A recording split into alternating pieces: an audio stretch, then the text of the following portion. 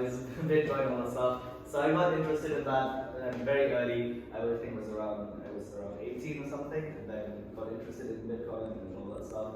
And then started doing a lot of research. So did a lot of research, and when 2019 at the end of uni, I didn't know what to do, so I said, let me just try something with this one. So I started, because I started investing little since basically 2017.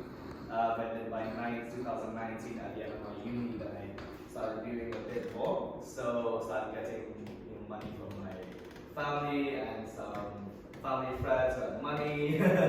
And then did that. Then during 2020, when this lockdown came, so I did that kind of professionally. So some people were like, you can't afford to do anything. So what I did was I started that, and then I started teaching some other people how to trade as well. So giving them a job. Some of them actually doing really well now.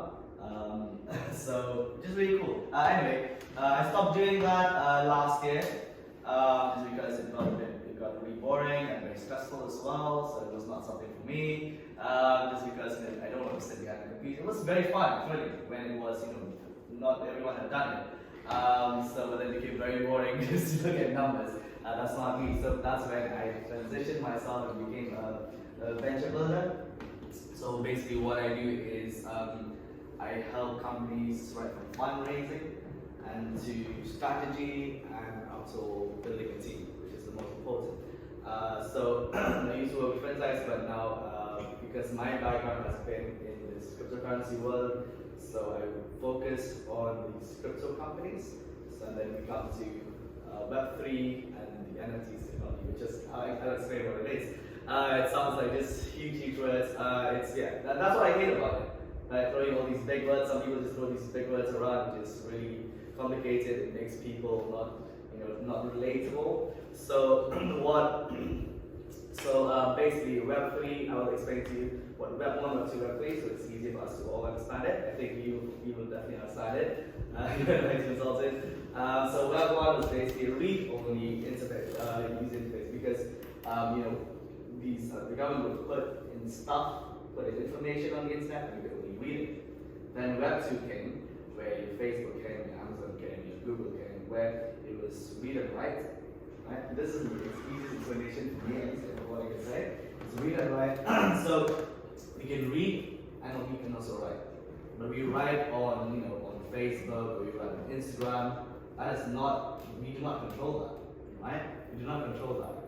So because information is so expensive, our data is a multi-billion industry. We do not own any of our data. It's just sold from one company to another, right? So that's when we transition to what we call now Web 3. So Web 3.0, which is basically where we read, write, and we own our data. That's what it is. So we own our data. So the thing with this is it's basically a democracy. That's why we call it democratization of finance and decentralization of finance, where it basically means of the people, for the people, by the people. It literally means that.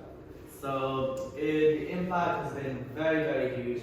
Been working with so many companies. I'll just tell you one quick example. There's so many off the top of my head, but I can just give you one example just so that it becomes more useful. So actually, I was invited I'm supposed to go to a gala thing, right?